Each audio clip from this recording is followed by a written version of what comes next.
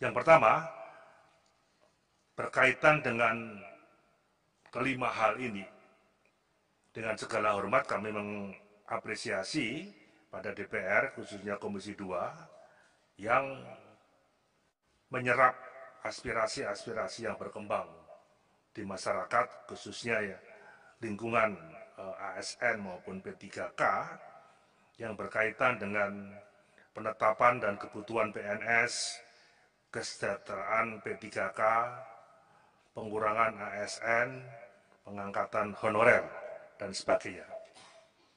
Secara umum, tadi yang disampaikan oleh yang terhormat Pak Wakil Ketua Komisi 2, kami bisa memahami hal-hal 5 poin yang menjadi acuan sebagai usul inisiatif dari DPR. Hanya dengan segala permohonan maaf, pandangan singkat sementara dari pemerintah dari kelima poin tadi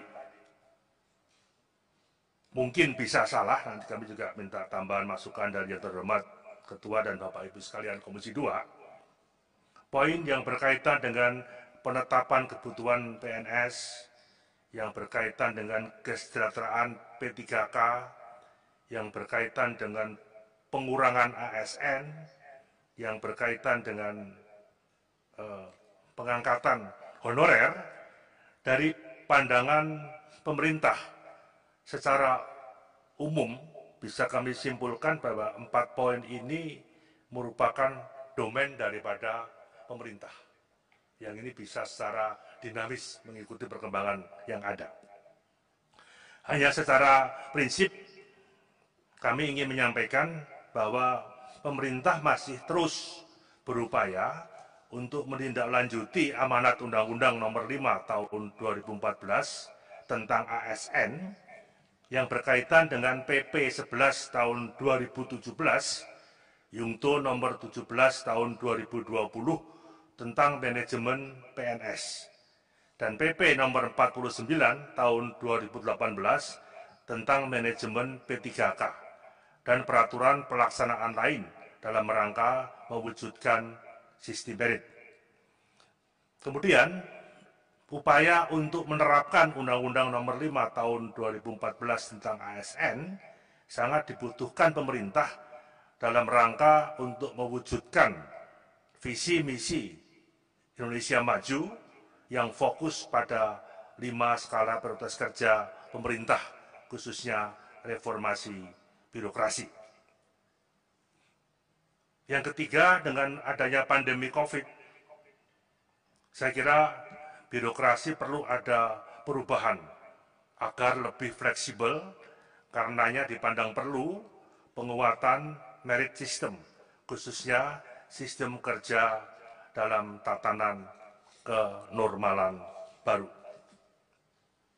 Pandangan pemerintah yang pertama, usul inisiatif DPR berkaitan dengan masalah KSN, pengalihan tugas, fungsi, dan wewenang pengawasan sistem merit dari KSN kepada kementerian.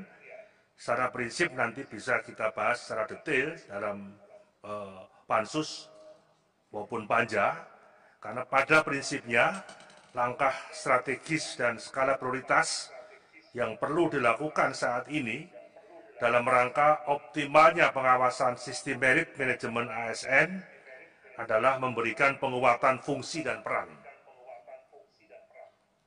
yang berkaitan untuk melakukan evaluasi kinerja KSN, kemudian melakukan evaluasi sistem merit yang dikaitkan dengan kebutuhan dan dinamika organisasi serta dampak anggarannya. Jadi kami memahami usul inisiatif yang terhormat dari DPR dan nanti akan bisa kita perdalam kembali di dalam pembahasan selanjutnya.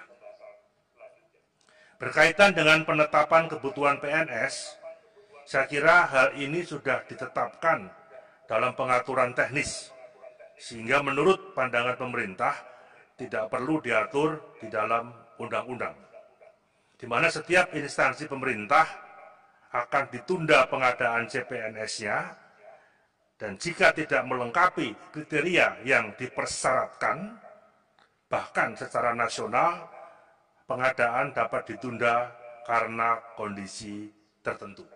Misal tahun 2020 tidak diadakan lagi rekrutmen, tetapi tahun 2021 mudah-mudahan akan dilaksanakan, dan prinsipnya sesuai kebutuhan kementerian, lembaga, instansi maupun pemerintah daerah, bukan keinginan yang selama ini ada sehingga membengkak dalam hal, termasuk juga mencermati gelagat perkembangan dan dinamika selama tahun 2020 adanya pandemi COVID ini, yang ada kebijakan kerja kedinasan di rumah dan kerja kedinasan di kantor, yang saya kira nanti dari Kementerian Keuangan juga akan menjelaskan efektivitas dan efisiensi yang ada.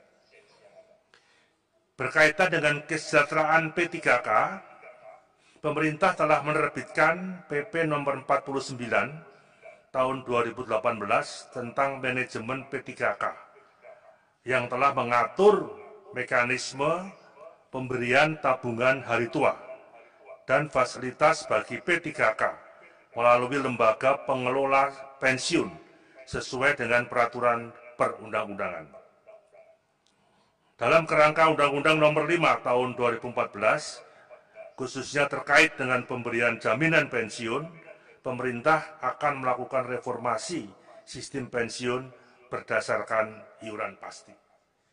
Secara singkat nanti dari Kementerian Keuangan akan menjelaskan, sebenarnya pada awal bulan Januari 2020 sudah ada inisiatif mengadakan rapat Ibu Menteri Keuangan yang mengundang Pak Mendagri, mengundang kami juga untuk membahas secara detail ini. Tapi kemudian ada pandemi COVID hingga konsentrasi anggaran memang akhirnya ditujukan untuk infrastruktur kesehatan dan bantuan-bantuan sosial, sehingga ini belum sempat dibahas secara tuntas.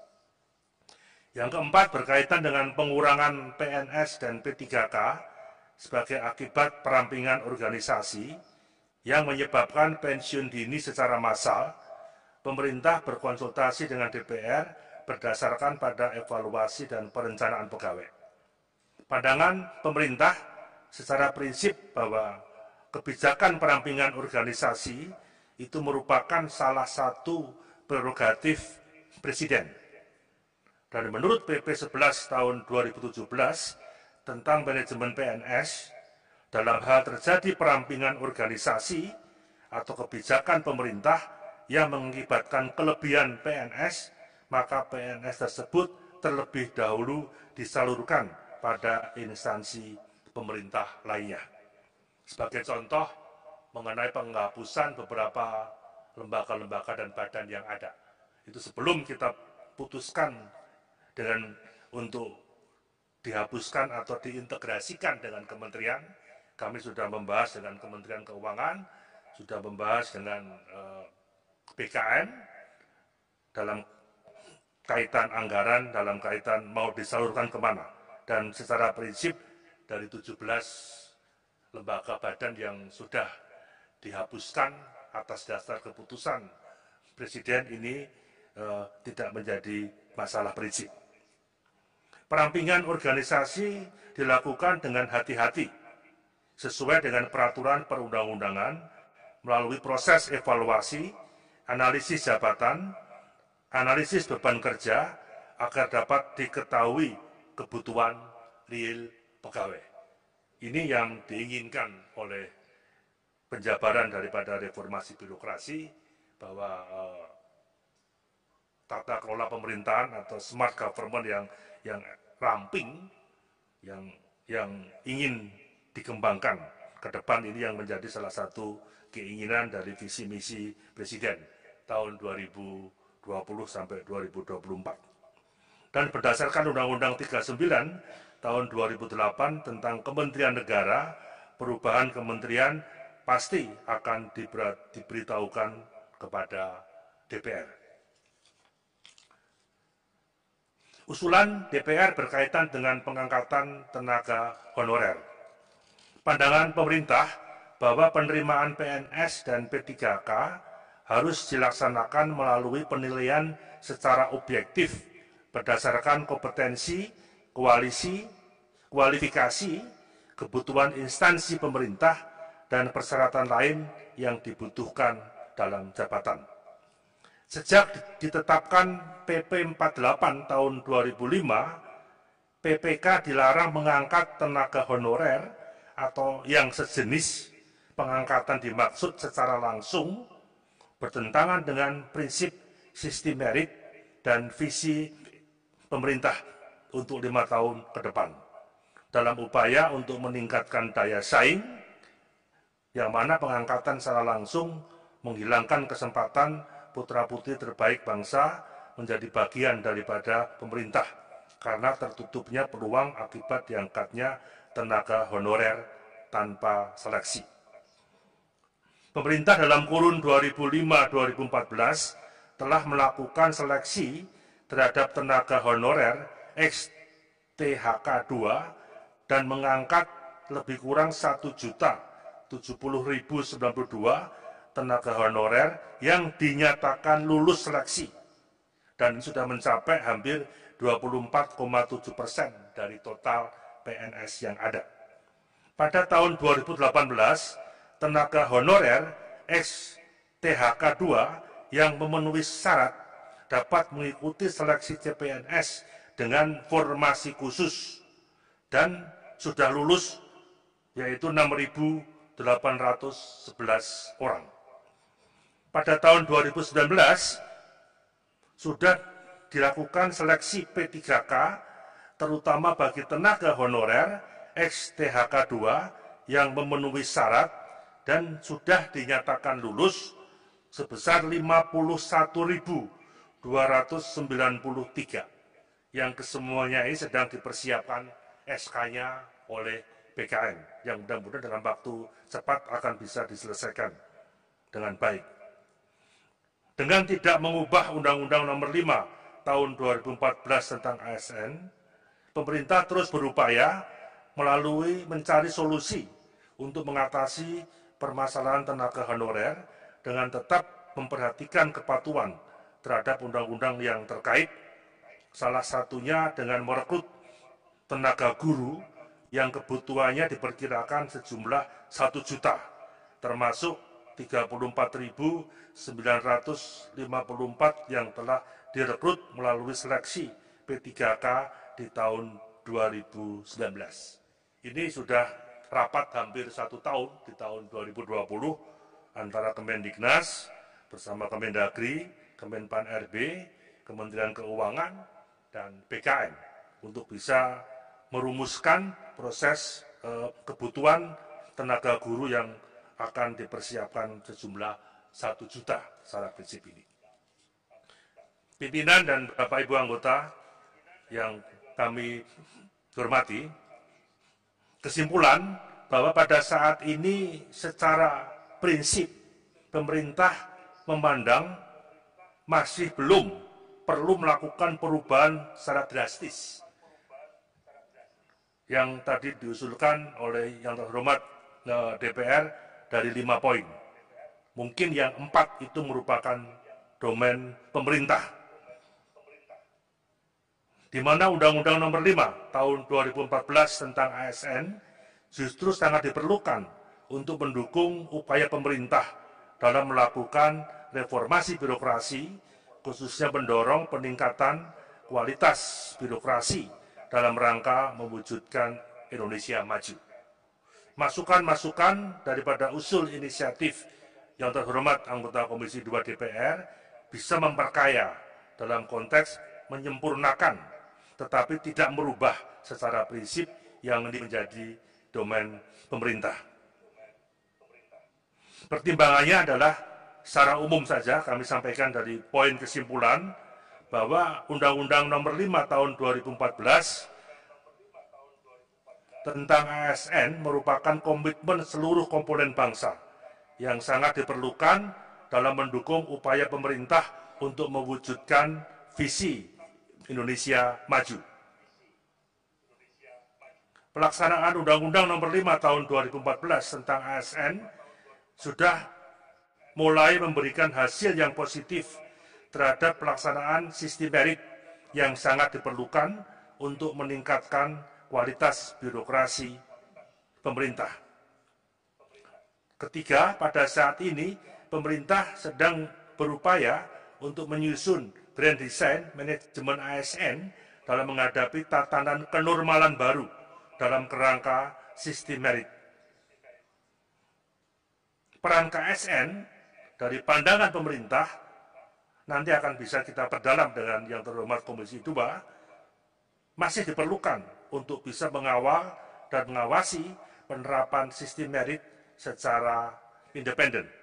Tinggal nanti usul daripada Komisi 2 DPR, pengintegrasian kepada pemerintah akan bisa kita lihat secara bersama.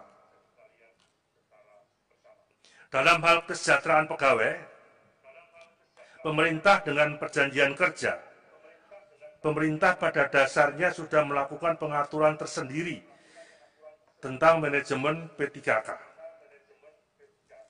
Terkait penyelesaian tenaga honorer, tidak perlu dimasukkan ke dalam undang-undang, menurut pandangan pemerintah, karena pada saat ini pemerintah terus berupaya melakukan penyelesaian melalui skema P3K.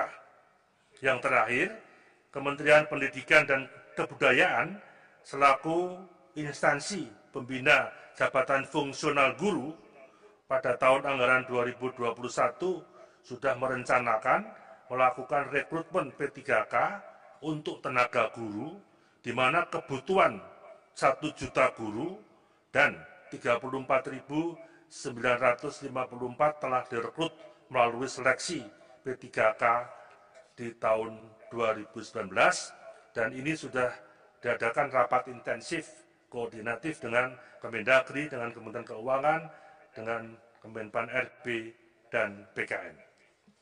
Demikian, Saudara Ketua, Wakil Ketua, dan Bapak Ibu, anggota Komisi 2 DPR RI yang kami hormati, pandangan pemerintah poin per poin atas usulan rancangan undang-undang berkaitan dengan perubahan Undang-Undang Nomor 5 Tahun 2014 tentang ASN.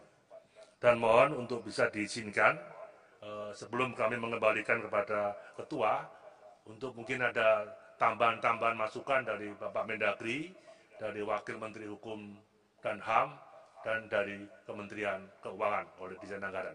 Mohon izin, Tuan. Silakan, Pak. Ya, terima kasih. Silakan, Pak Mendagri.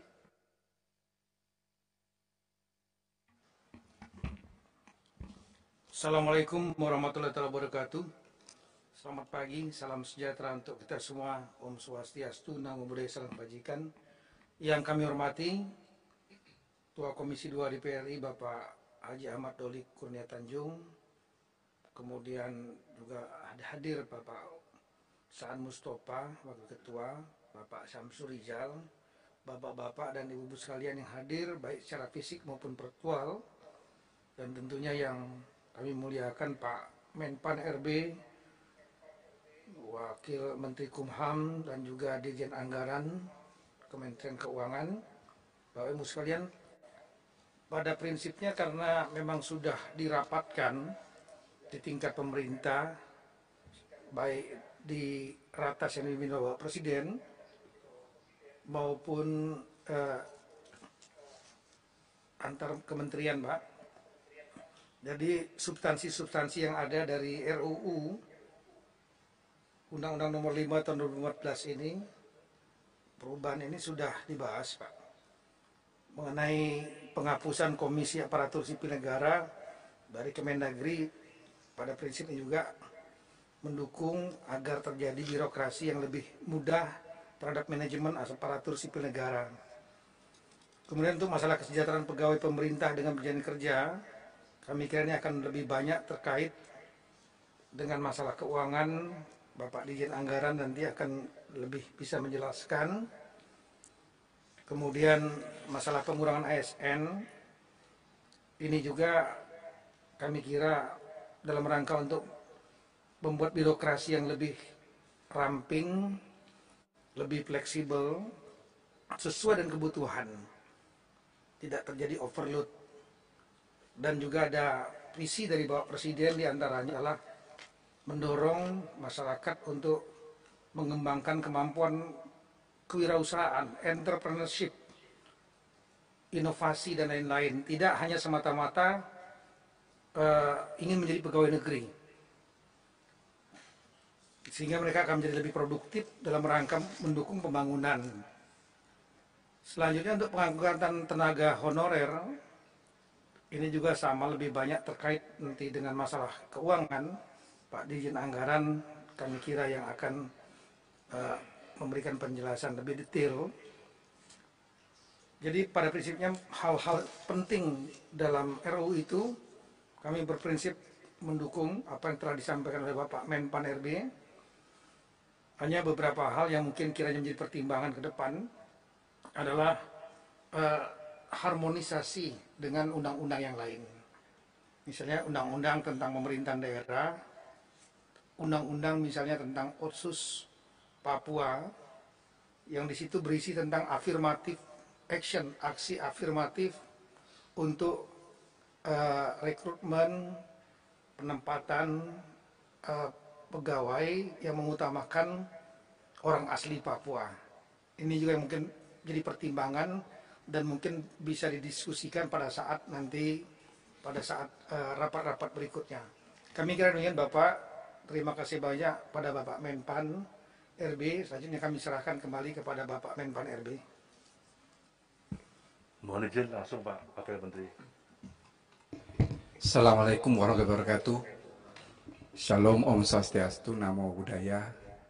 Selamat pagi Bapak Ketua Komisi 2 yang saya hormati, Bapak Pimpinan Komisi, Bapak Ibu anggota Dewan yang mulia.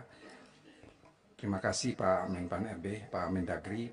Pada dasarnya sikap kami sama dengan Bapak Menpan RB. Hanya saja ingin kami tegaskan bahwa memang ketika berbicara terkait pengangkatan honorer menjadi PNS, ini kita perlu membahas lebih mendalam dan cermat lagi, karena ini tidak hanya persoalan human semata, tetapi berkaitan dengan finansial dan sistem hukum secara keseluruhan. Jadi karena ini baru rapat pertama, jadi selanjutnya akan lebih mendalam lagi pada tingkat pansus. Demikian yang ingin kami sampaikan. Terima kasih Pak Cahyo dan kami kembalikan. Terima kasih. Silakan. Terima kasih Pak Mendagri. Bapak Pimpinan Komisi 2 yang kami hormati, Bapak Ibu anggota Komisi, Pak Menpan, Pak Mendagri, Pak Menkumham, dan Bapak sekalian. Assalamualaikum warahmatullahi wabarakatuh. Bapak Ketua, mungkin dapat kami sampaikan pertama-tama, kami menyampaikan mohon maaf, Bu Menteri Keuangan tidak bisa hadir pada rapat hari ini, oleh beliau harus hadir di sidang kabinet dengan Presiden mengenai agak dekat lagi Pak. Bu Menkyu, mohon izin Bapak, Ibu, beliau harus hadir di sidang kabinet, jadi tidak bisa hadir pada rapat hari ini dan diminta diwakilkan kami dari Dirjen Anggaran. Mengenai substansi, Bapak Ibu sekalian, pandangan kami sependapat dengan sampaikan Pak Menpan bahwa intinya sesuai dengan amanat Undang-Undang ASN 2014 yang tentunya kita menyusun bersama dengan Bapak Ibu dari anggota Dewan juga pada waktu itu, semangatnya adalah untuk meningkatkan produktivitas daripada pegawai negeri sipil. Dan yang kedua tentunya kalau kita lihat, kita bisa menempatkan porsinya untuk masing-masing jenis daripada ASN kita, yang kemudian keadilan dan tentunya kesetaraan itu juga tetap menjadi pertimbangan daripada pemerintah. Dan kalau kita lihat dengan kebijakan P3K yang sudah mulai dilakukan beberapa waktu ini, maka teman-teman P3K dengan setelah melakukan seleksi bisa mendapatkan penghasilan yang sama dengan ASN. Ini sudah diterapkan oleh pemerintah. Tapi kemudian kita juga harus mempertimbangkan mengenai kesetaraan kualitas daripada ASN kita ke depan untuk kemajuan Indonesia kita ke depan. Dan yang kedua tentunya harus juga mempertimbangkan mengenai keseimbangan untuk pembangunan kita dan kemampuan daripada APBN kita, yang semua tentunya melihat dari satu paket kebijakan Bapak Ibu sekalian. Jadi tentunya pemerintah melihat usulan masukan dari Bapak Ibu sekalian bisa menjadi bahan untuk pengambilan kebijakan di pemerintah. Demikian mungkin Pak Mendagri kami tambahkan, Pak Menpan. Terima kasih Pak. Sudah Ketua, Wakil Ketua, dan Bapak Ibu anggota Komisi 2 yang kami hormati, demikian beberapa pandangan yang dapat kami sampaikan dari pemerintah. Baik, tadi ada tambahan masukan dari Pak Mendagri, dari Wakil Menteri Hukum dan HAM, dan dari Kementerian Keuangan. Dan atas nama pemerintah kami menyampaikan terima kasih kepada pimpinan dan anggota Dewan yang terhormat, Komisi 2 khususnya, atas segala perhatian terhadap hal-hal yang berkaitan dengan tata kelola ASN selama ini. Harapan kami tentunya pemerintah dan DPR RI akan memberikan dan akan mencarikan sebuah solusi yang terbaik dalam rangka membangun ASN yang harus semakin profesional, semakin berintegritas dalam rangka pelaksanaan pemerintah, pembangunan, dan pelayanan publik. Demikian yang dapat kami sampaikan. Sekali lagi, terima kasih atas segala hal-hal yang tadi sudah disampaikan. Assalamualaikum warahmatullahi wabarakatuh.